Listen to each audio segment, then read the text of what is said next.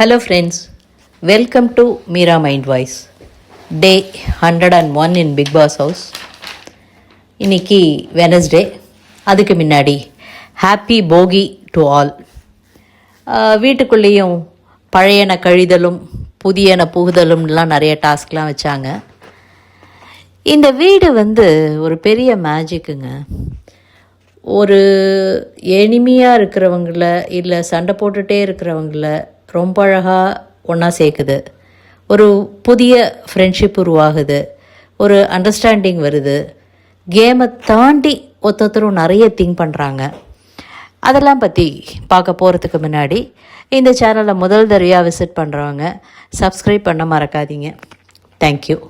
இன்றைக்கி பார்த்தோன்னா 24/7 கனி, ஆதிரை, அரோராலாம் பேசிகிட்டு இருக்காங்க. சாண்ட்ரா வெளில போனது, அவங்க என்ன பண்ணாங்க அப்படிங்கிற மாதிரி. வீட்டுக்குள்ளே பரவலாக நிறைய பேருக்கு சாண்ட்ரா மேலே ஒரு பயங்கர அதிருப்தி இருக்குது. எல்லாரையும் ஏதோ ஒரு விதத்தில் ஹர்ட் பண்ணியிருக்காங்க. வெளியில் போனவங்க பார்த்துட்டு அதை சொல்கிறாங்க. வீட்டுக்குள்ளேயே இருக்கிற திவ்யா என்கிட்ட பேசாமல் எனக்கு ஒரு க்ளோஷர் கொடுக்காமையே போயிட்டாங்கன்னு ஒரு இதில் இருக்காங்க.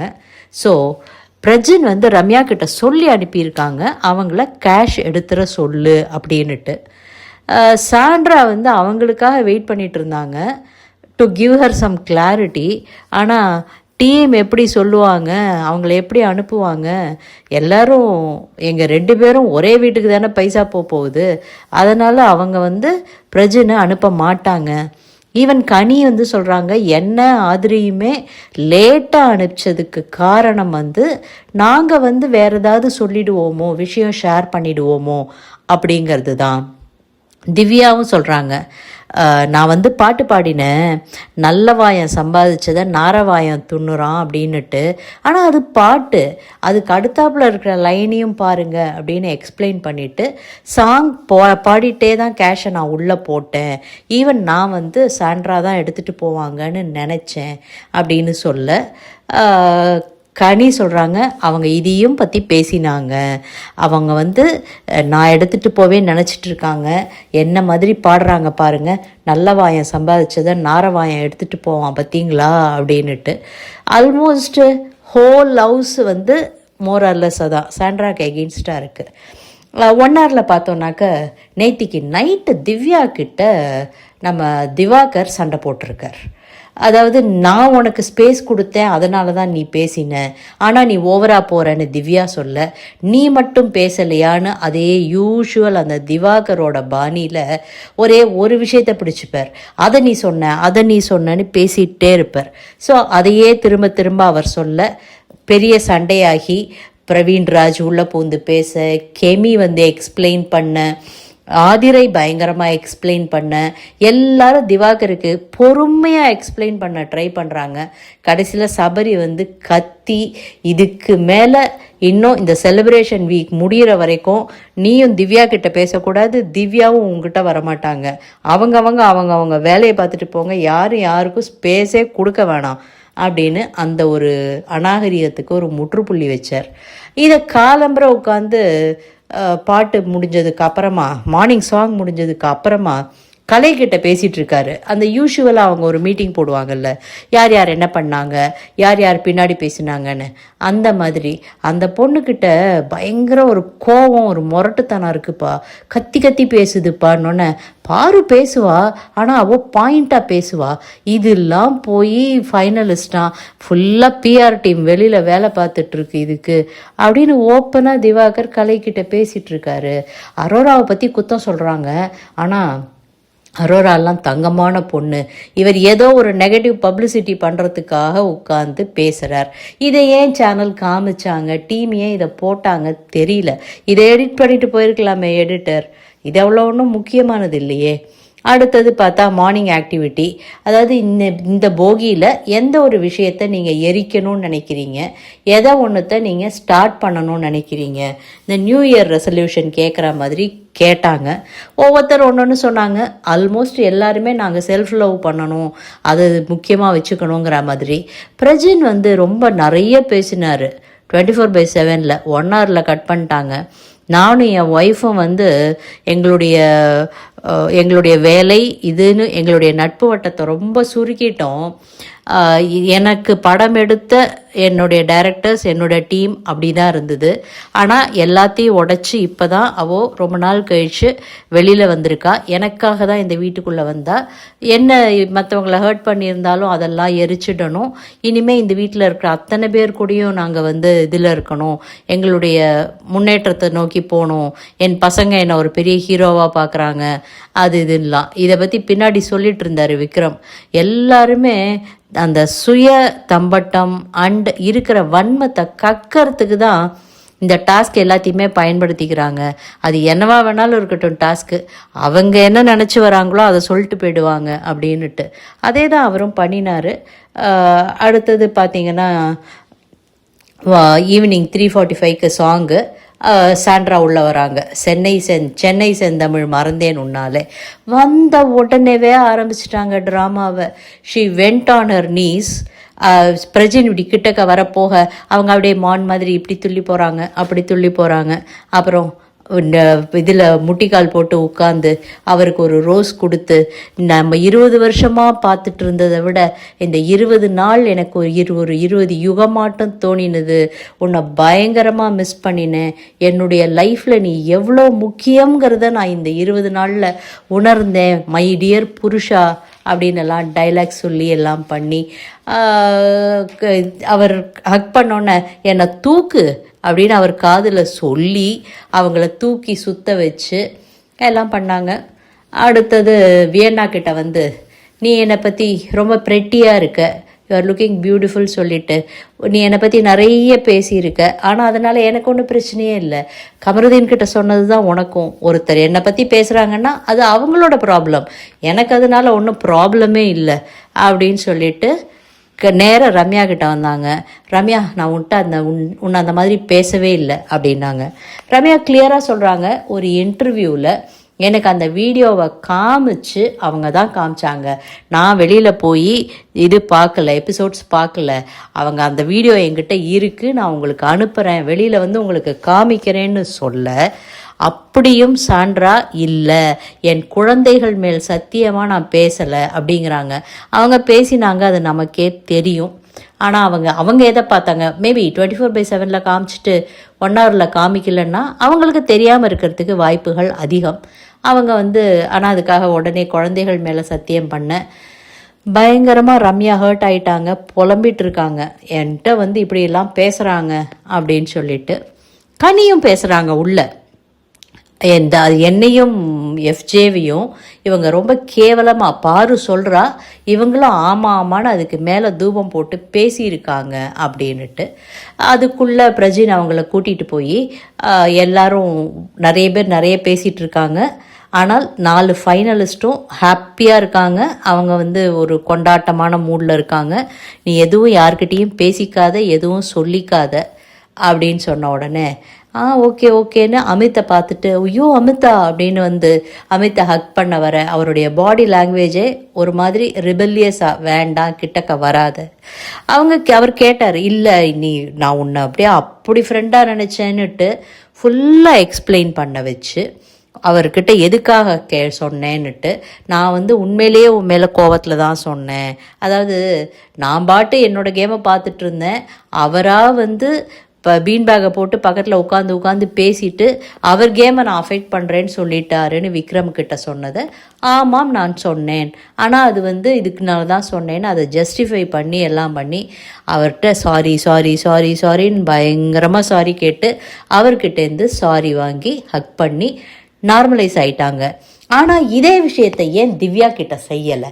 திவ்யா ரொம்ப கஷ்டப்பட்டாங்க, ரொம்ப வருத்தப்பட்டாங்க, ஒரு ஃப்ரெண்டாக இருந்தாங்க, அதுக்கு எவ்வளவோ ஒரு இது இருக்கலாம். ஆனால் இதே விஷயத்த திவ்யா கிட்ட பேசி, திவ்யா சாரி, என்ன நடந்திருந்தாலும் சரி அது இந்த வீட்டோட போகட்டும்னு பண்ணியிருக்கலாமே, பண்ணலையே. உள்ள திவ்யா கனிக்கிட்ட பயங்கரமாக புலம்பிட்டு இருக்காங்க. நீங்கள் எல்லாம் கேமை அஃபெக்ட் பண்ணாமல் விளையாடணும்னு சொன்னாலும், குரூப்பிசம் அது இதுன்னு எது சொன்னாலும் உங்களுக்கு இந்த வீட்டிலேருந்து ஒரு டேக்அவேனா ஒரு பியூட்டிஃபுல்லான ஒரு பாண்ட் இருக்குது. உங்களை ஜட்ஜ் பண்ணாமல் நீங்கள் என்ன வேணாலும் பேசலாம் அப்படிங்கிற ஒரு இதில் ஒரு குரூப் நீங்கள் இருக்குது. அது ரொம்ப அழகாக இருக்குது அது பார்க்குறதுக்கு. எனக்கு அந்த மாதிரி இந்த வீட்டில் யாருமே கிடைக்கல அப்படின்னு நாள் முழுக்க புலம்பிட்டு இருந்தாங்க அவங்கக்கிட்ட. அடுத்தது வினோத் வந்தார்.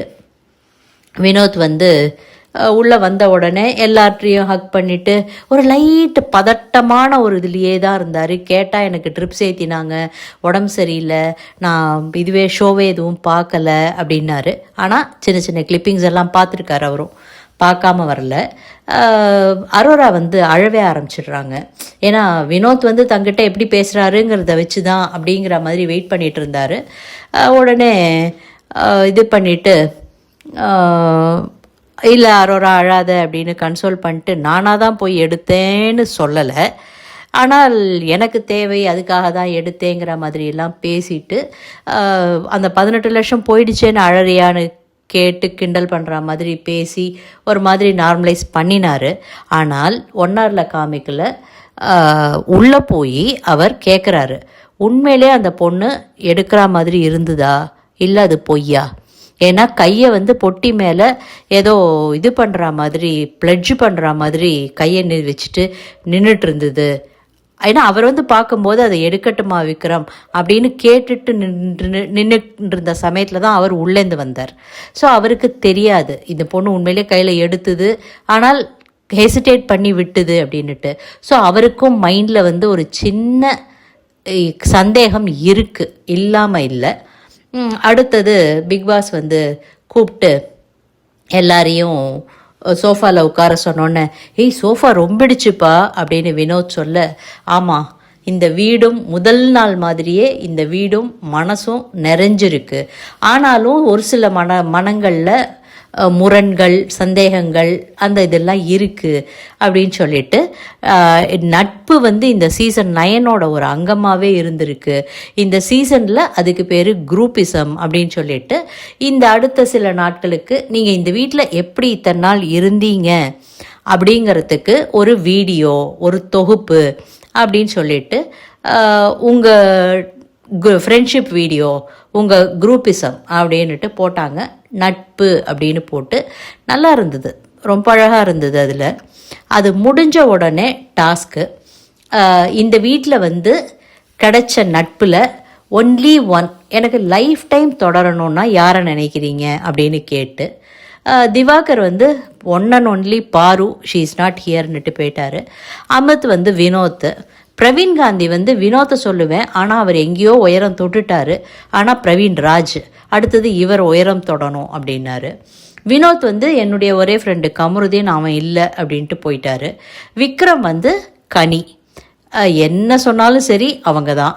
சபரி வந்து நான் வந்து யாரையுமே ஃப்ரெண்டாக்கிக்க கூடாதுன்னு நினச்சேன், ஆனால் எஃப்ஜேயும் வந்து சபரி கனி வினோத் பிரஜின் இவங்கெல்லாம் எனக்கு ரொம்ப க்ளோஸு. ஆனால் இவங்கெல்லாம் அண்ணா அக்கா இந்த மாதிரி ஆயிட்டதுனால இவங்க யாரும் இல்லை, ஆதிரை அவங்க தான் ஃப்ரெண்ட்ஷிப் கேட்டகரி அப்படின்னு சொன்னார். ரொம்ப ஃபன்னாக இருந்தது அது ஆக்சுவலாக. சுபிக்ஷா வந்து வியானா என்ன தான் சொன்னாலும் I am ready to openly talk to her, ஆனால் அவங்க வந்து அப்படி இல்லைன்னு உடனே வியானா ஓடி வந்து உண்மையிலே கட்டி பிடிச்சி பண்ணினது நல்ல பாண்டாக இருந்தது, பார்க்க நல்லா இருந்தது. அடுத்தது சாண்ட்ரா வந்து திவ்யா முதல்ல இருந்தாங்க, ஆனால் அது அங்கே இங்கே எங்கேயோ போயிடுச்சு, இப்போ அமித் அப்படின்னுட்டு அமித்துக்கு இது பண்ணாங்க. திவ்யா வந்து எனக்கு வந்து ரொம்ப பொறாமையாக இருக்குது. இந்த வீடியோவில் பார்த்தா எந்த ஃபோட்டோலையும் எந்த இடத்துலையுமே நான் இல்லை, ஆனால் எல்லாரோடையும் நான் பழகியிருக்கேன், ஒரு பர்சனை கூட நான் ஏர்ன் பண்ணலை. மேபி நான் I always choose the wrong person அப்படின்னு சொல்லிட்டு ரொம்ப வருத்தப்பட, உங்கள் அனைவரையும் எனக்கு பிடிக்கும், எனக்கு வந்து உங்கள் எல்லாரோடையும் ஃப்ரெண்ட்ஷிப் கண்டினியூ பண்ணணும் அப்படின்னு சொன்ன உடனே எல்லாரும் வந்து ஹக் பண்ணி அந்த பொண்ணை கன்சோல் பண்ணி இந்த மாதிரி ஒரு டேர்ன் வரும்னு. திவ்யா எப்பயுமே ஷி வாஸ் அ லோனர், எல்லோரும் உள்ளே உட்காந்துருப்பாங்க பேசிகிட்டு இருப்பாங்கங்கும்போது கூட அது பாட்டு சோஃபாவில் படுத்து பப்பரக்கான விட்டத்தை பார்த்து ஏதாவது பாடிட்டு ஏதோ பேசிட்டு பண்ணிகிட்ருக்கோம். That is true.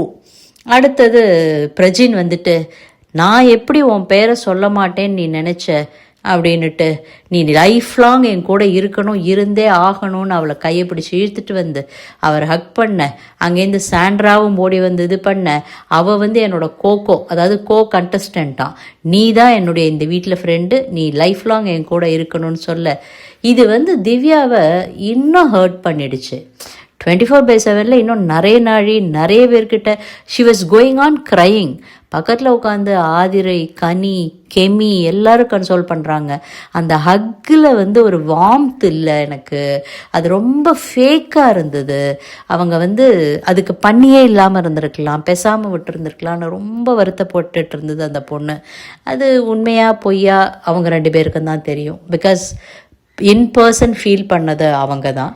அடுத்தது துஷார் வந்து அரோரா. பிகாஸ் எல்லாரும் கிண்டல் பண்ணுறாங்க, நாங்கள் யாரும் இதை எதிர்பார்க்கவே இல்லையே அப்படின்னோடனே அந்த பையன் ரொம்ப எமோஷ்னல் ஆகி சொன்னது என்னென்னா, நான் ஒரு நாள் உடஞ்சி உட்காந்து அழுதுட்டு இருக்கும்போது she was with me for ½ an hour.